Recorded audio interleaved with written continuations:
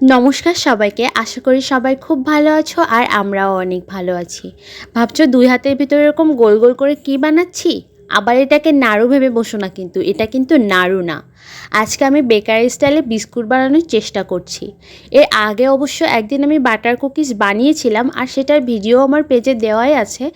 তবে আজকে এই প্রথমবারের মতো আমি বেকারি স্টাইলের বিস্কুটটা ট্রাই করছি, তো দেখা যাক কী হয়। আমি কিন্তু প্রথমে এরকম দু হাত দিয়ে বিস্কুটের শেপ করে নিয়ে এর উপরে হালকা করে ডিমের কুসুম ব্রাশ করে দিয়েছিলাম। আর ঘরের ভিতর কয়েকটা বাদাম রাখা ছিল, অনেক দিন ধরে নরম হয়ে গেছিলো, ওটাই ম্যাশ করে এর উপরে দিয়ে দিচ্ছি একটা প্রফেশনাল লুক আসার জন্য।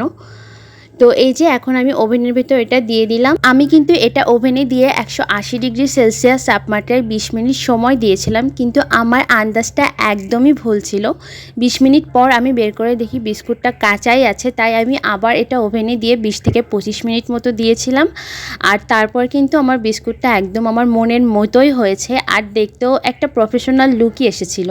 আমি ভাবিনি বিস্কুটটা এত সুন্দর হবে, সত্যি বলছি। এটা দেখতে যেমন সুন্দর ছিল তেমন কিন্তু খেতেও অনেক টেস্টি হয়েছিল। আর প্রথমবার বানাচ্ছি, কি হবে না হবে এটা ভেবে আমি কিন্তু ভিডিওটা শুরু থেকে শুরু করিনি।